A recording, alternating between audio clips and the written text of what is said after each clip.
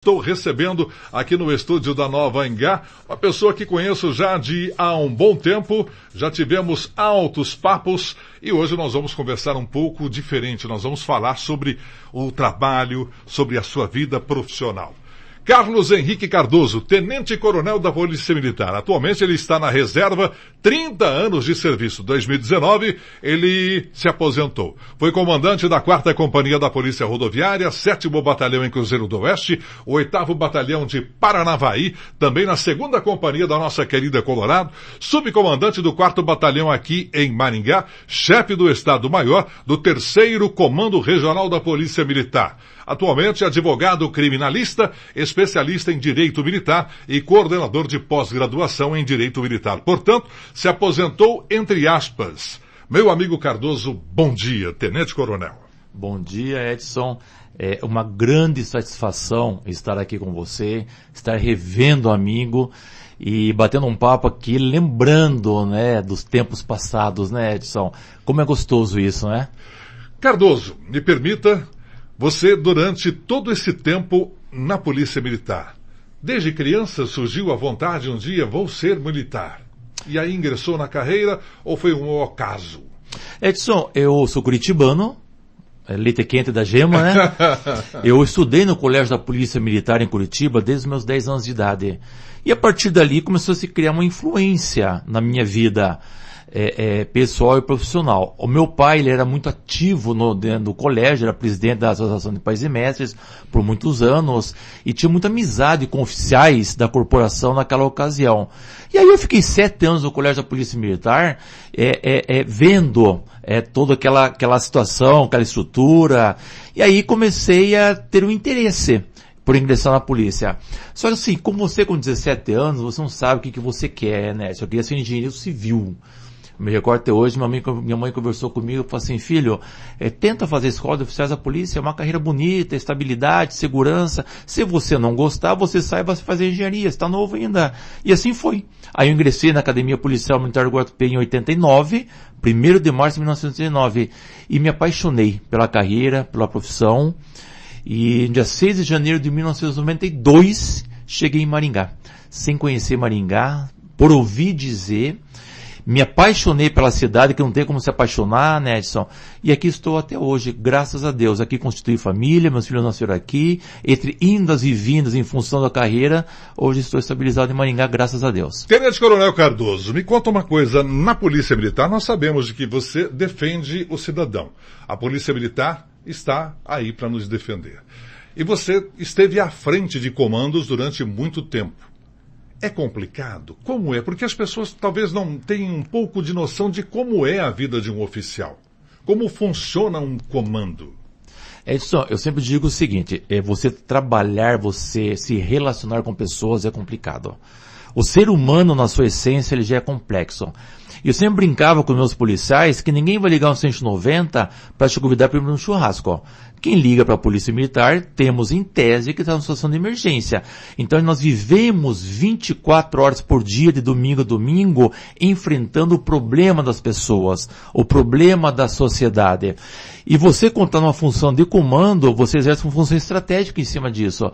De que você tem que ter uma tropa motivada, uma tropa capacitada para resolver o problema do cidadão, da sociedade. Agora o que eu digo para você, Valério, que infelizmente essa sociedade que muitas vezes precisa do serviço da Polícia Militar não é a mesma sociedade que valoriza o trabalho do policial militar, que está ali diuturnamente defendendo os interesses dessa sociedade com o sacrifício da própria vida.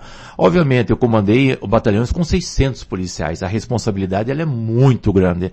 Se você não tem uma equipe, um staff comprometido e capacitado, você não tem sucesso no seu comando. E graças a Deus, Edson, por onde eu passei, sempre tivemos bons e ótimos resultados, porque eu sempre tive pessoas ao meu lado, desde o soldado mais moderno moderno, até o subcomandante, extremamente comprometidos e capacitados. Mas posso dizer uma coisa para você, meu amigo, é uma tarefa muito árdua e é uma profissão que você tem que fazer por paixão, porque você gosta.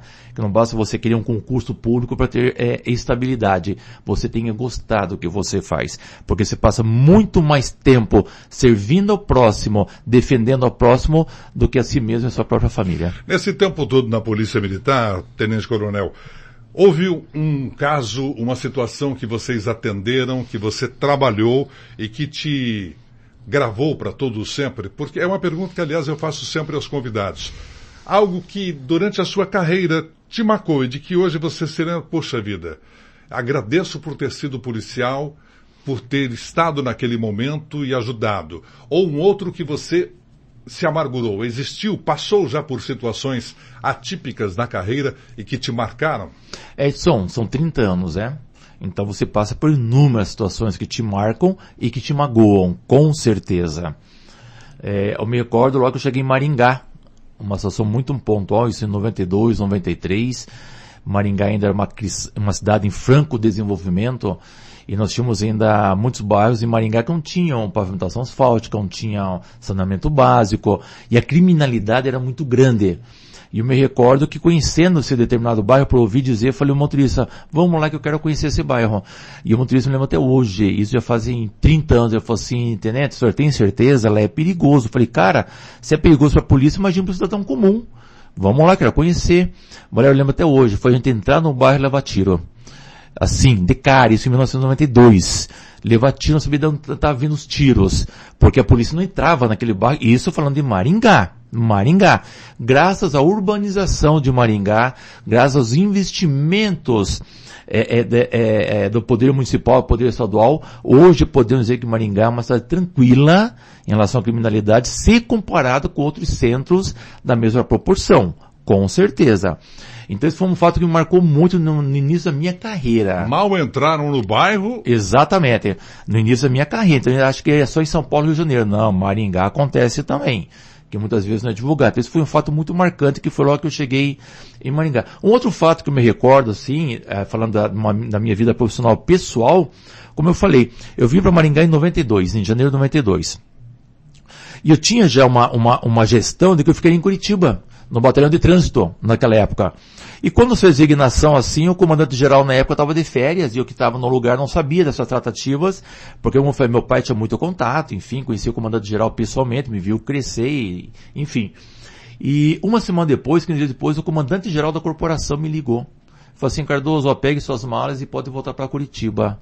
Isso talvez tenha sido a decisão mais difícil da minha vida. Falei assim, comandante, muito obrigado pelo respeito e pelo deferimento, mas já que estou em Maringá, eu acredito que não seja por acaso. Ouvi dizer muito bem da cidade, então eu quero ficar para conhecer. Ele falou assim, tem certeza? Eu falei, não, certeza eu não tenho. Então, mas eu quero ficar. Então foi uma decisão assim que eu tive que dar em 5 minutos da minha vida. Imagina, uma decisão da minha vida, entendeu? E eu resolvi ficar em Maringá, e aqui estou, por mais de 30 anos, e não me arrependo, graças a Deus. Esse foi um ponto também que me marcou bastante na minha carreira. E outros tantos a gente passa, Colorado mesmo, lembrando de Colorado, nosso rodeio, situações de ocorrência, situações atípicas, aquela loucura. Nós chegamos lá, revolucionamos com policiamento a cavalo e tal. E eu me recordo que na Praça Central, você de Colorado conhece bem, o pessoal ia fazer bagunça, baterna, som alto e tal, e o pessoal ficava pelado no meio da praça, aquela loucura. Então são situações marcantes. Em dado dia lá, nós prendemos 2 caras pelados no camburão da viatura, e os 2 falaram assim, porra cara, chega pra lá, não encosta em mim, chega pra os 2 pelados no camburão apertado.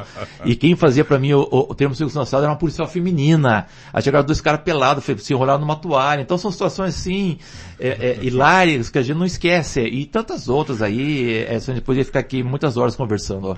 Agora, não, é incrível. Colorado, houve uma época, foi quando você chegou lá, você conseguiu arrumar. Mas houve uma época, por causa do rodeio, leva pessoas de todo o Brasil, e tinha uma bagunça que era algo absurdo. Eles transformavam a pacata Colorado naquela época, né?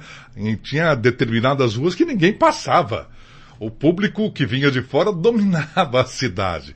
E aí, melhoraram, porque não é assim uma festa, né? Deve ser diferente. E hoje nós temos problemas parecidos aqui em Maringá, principalmente na região do Unicesumar, em fins de semana, na Petrônio Portela, muitas confusões, e a Polícia Militar, você já deve ter passado também perrengues grandes naquela região, porque em tudo quanto é lugar sempre tem.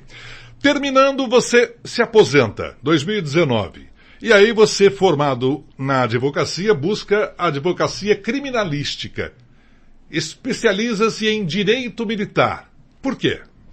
Aí uma questão muito interessante, Edson. Hoje, ao contrário do que muitos pensam, o policial militar, ele se envolve numa ocorrência em que o resultado final dessa ocorrência acaba sendo um confronto armado, onde ele acaba se defendendo, matando uma pessoa, agindo em legítima defesa, ele vai responder um processo criminal, que está também um processo administrativo. E aí o Estado não tem um suporte, não tem uma estrutura para defender esse policial que estava trabalhando no exercício regular do seu direito, no estrito cumprimento do dever legal e não raras vezes em legítima defesa. E aí nós, estudando esse processo e vendo as dificuldades que o policial tinha, não raras vezes de pagar um advogado, que não é barato, nós amadurecemos, nos estruturamos e criamos sim um trabalho direcionado ao policial militar. Até mesmo porque nós conhecemos um pouco pela vivência, né, de 30 anos, conhecemos um pouco o sistema, como ele funciona, o mérito, os fatos, como é que eles acontecem, e isso nos traz um facilitador na defesa do bom policial, principalmente. Então, hoje, não raras vezes, nós temos inúmeras situações que acontecem todos os dias, em que o policial ele vai responder um processo e estava trabalhando de maneira correta, e ali tem para tirar dinheiro do bolso. Então, nós criamos uma assessoria, hoje nós possibilitamos essa defesa policial com ônus menor para ele, ajudamos nesse contexto e fazendo um bom trabalho para poder fazer justiça acima de tudo.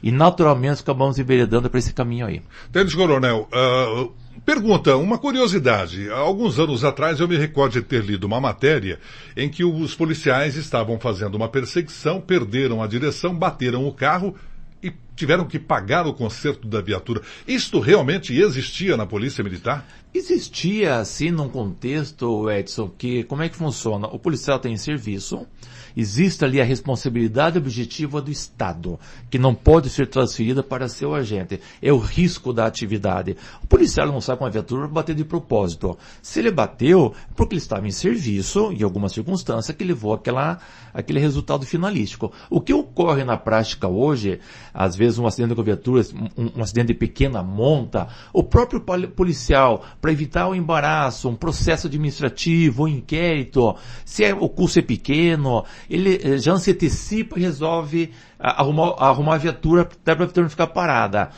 Caso contrário, se está no inquérito técnico, busca a responsabilidade, se for comprovado que houve negligência, imprudência ou imperícia do policial, entre-se num acordo para o policial pagar ou não, mas hoje não tem sido muito comum, mas isso não como era antigamente, Edson. Hoje, via de regra, se busca a responsabilidade do Estado, em função até da atividade finalística, que é a atividade policial, que é uma atividade atípica. Então hoje é muito raro, podemos dizer assim, com bastante convicção, a questão do policial ter que pagar uma viatura. Uma pergunta que muitas pessoas podem fazer. Quando um policial, no exercício do dever, na defesa de algo, os assassinos, os bandidos disparam contra eles e eles revidam, e aí morre o vulgo assassino ou o citado bandido, o que acontece àquele policial? Muitas pessoas não têm noção do que ocorre ao policial após isto. Tá, nesse caso, o policial ele vai ser indiciado em inquérito, tá? E aí nós temos uma discussão jurídica que não vem ao caso agora da questão da competência, mas nós temos um inquérito instaurado pela Polícia Militar, outro pela Polícia Civil, por se tratar de um crime doloso contra a vida. E é o único crime cometido pelo policial em que ele é julgado pela Justiça comum, pelo Tribunal do Júri. Os demais crimes pela Justiça Militar, porque se trata de um policial militar e em atividade. Numa situação que nem essa, existem com as medidas já de pronto, em que a arma do policial é recolhida para uma perícia, se instaura um inquérito policial militar e um inquérito policial civil, onde ele será ouvido, será oportunizado a ele da versão dos fatos, recolher de provas, testemunhas, e esse inquérito vai para a Justiça Comum, lá para o Ministério Público analisar se oferece denúncia ou não. Mas o que eu posso falar para você, Edson, com muita propriedade, que hoje aí de 90% a 95% dos casos que envolvem confronto armado de policiais militares, eles ocorrem dentro da extrema legalidade. Ou policial agindo em legítima defesa, ou em estrito cumprimento do dever legal. É isso que ocorre. O que acontece com esse inquérito? O Ministério Público pede arquivamento. Tá? E aí nós temos uma minoria em que o Ministério Público entende que não houve uma legitimação por parte dos policiais militares e denuncia o policial. E, eventualmente, esse policial pode ir até para o tribunal do júri. Mas é uma situação muito extrema. Então, é mais ou menos assim que acontece. Ao contrário que as pessoas, se uma pessoa me abordou, fala assim, nossa, mas o policial também, se ele está em serviço, ele matou um bandido, também responde processo? Responde. Igual como se fosse um cidadão comum. Muitas vezes os policiais não evitam algumas confusões para não passar por toda essa complicação? Existe, Edson. Existe porque hoje, eu falo assim, a gente vive um mundo tecnológico, tá? Hoje está todo mundo filmando, está todo mundo gravando, hoje nós temos câmera em todo lugar, e o policial ele tem que ficar muito atento até como ele fala como cidadão, como ele aborda o cidadão. Hoje você tem uma ideia disso, o entendimento do STF de que o policial fazer uma abordagem de rotina, se não tiver um fundamento suspeito, ele responde por abuso de autoridade. Isso faz o quê? Na prática, vejamos bem, uma questão até de lógica. O policial, ele vai pensar duas vezes antes de abordar uma pessoa suspeita, senão ele corre risco de responder um processo.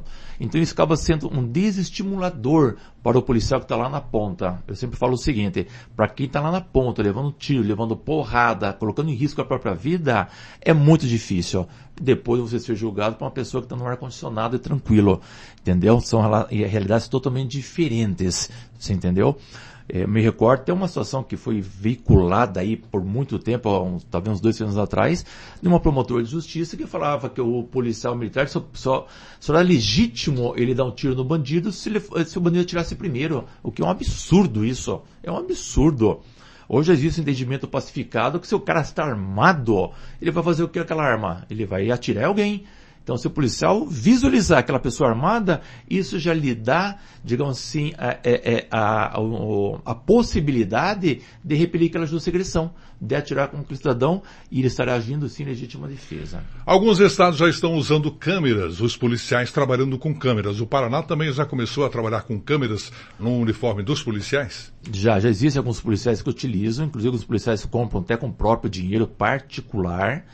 Por quê? Porque é uma maneira que eles veem assim, de até dar um respaldo legal para eles lá na frente. É uma maneira de trazer uma proteção na ação pro policial. E eventual situação de uma denúncia, algum problema daquela ocorrência lá na ponta, o que tiver filmado vai ser uma prova contundente a favor do policial. Então hoje os policiais, na sua grande maioria, estão utilizando sim. E, se não me engano, o Estado do Paraná também já está com o processo de aquisição desses equipamentos.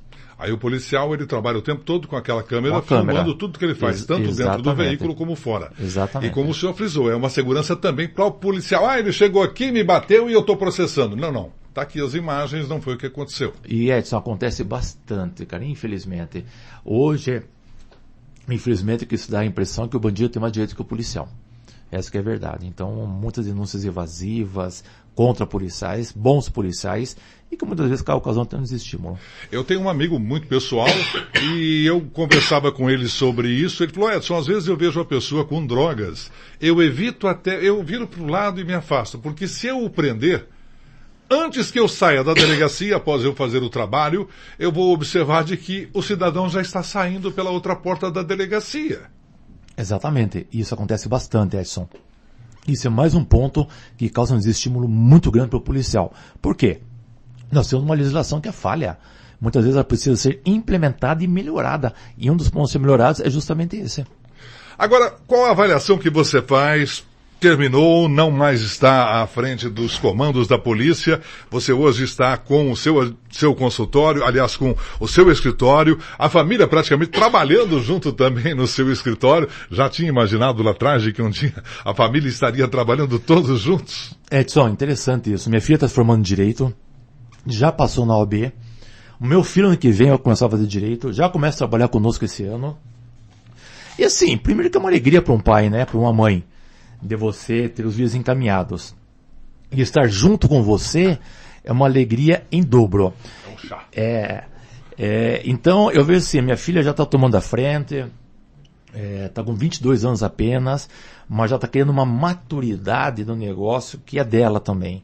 E eu fico muito feliz com isso, porque isso me dá segurança para trabalhar também. E, cara, como é bom, tipo assim, a sensação do dever cumprido, a sensação da missão cumprida. Hoje eu advogando, me sinto uma pessoa feliz com o que eu faço, muito feliz em poder ajudar pessoas, e ver meus filhos caminhando junto comigo me traz uma felicidade muito maior ainda, com certeza. E me parece que você é uma das pessoas, uma das primeiros advogados que eu conheço que trabalha especificamente para ajudar o militar. Exato, Edson.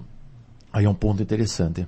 Nós temos ótimos policiais em Curitiba, na capital do estado, que labutam bem nesta área. E a nossa região noroeste, ela era muito carente nesta área. E aí que nós surgimos com essa ideia de implementar. Nós temos, sim, alguns companheiros advogados que labutam nessa área, labutam bem, e o mercado está aberto para todos, né? Mas como nós vivemos isso durante 30 anos, conhecemos os policiais, tivemos oportunidade de estar trabalhando de dentro para fora, e isso nos traz aí uma vantagem de conhecer como funciona a estrutura, né, Edson? Então, é assim, nós somos aí, podemos dizer sim que somos pioneiros nesta área na região noroeste do estado. Eu quero agradecer de coração a presença do Tenente-Coronel da Polícia Militar, Carlos Henrique Cardoso. Ele está na reserva remunerado agora, está à frente do seu escritório, advogado criminalista, e se especializou em Direito Militar, além de ser coordenador de pós-graduação em Direito Militar. Onde é esta pós? Nós estamos agora com um projeto numa nova instituição, chama-se PDF, ali no Colégio Ângulo, que nós vamos começar, nós fizemos uma pós-graduação em 2019-2020 pela UniFCV, em Direito Militar, e esse novo projeto agora que nós vamos começar a fazer Direito Militar aplicado, são pequenos pacotes com aulas à distância, coisa mais rápida, para levar informação para o policial, para o estudante, para o advogado. É um projeto que nós estamos reiniciando agora. E quando ele estiver ativo, por favor, nos informe para que possamos também fazer a divulgação, cumprir nosso trabalho. Com certeza. Quero agradecer de coração ao amigo Carlos Henrique Cardoso. E o escritório está onde, Tenente? Avenida Serra Azul, 572, bem em frente ao Maringa Clube, primeiro piso, sala 16. Tá dado o recado, Tenente Coronel Carlos Henrique Cardoso. Muito obrigado pela sua presença aqui na entrevista da manhã da Nova Engá. Foi um prazer muito grande falarmos um pouquinho do que você já fez e do seu trabalho e desta nova etapa em sua carreira. Edson, o agradecimento é meu, satisfação em rever o amigo, obrigado pela oportunidade e é sempre bom rever os amigos e com certeza se tiver novas oportunidades estarei aqui voltando para estar batendo um papo com você. Com certeza, muito obrigado.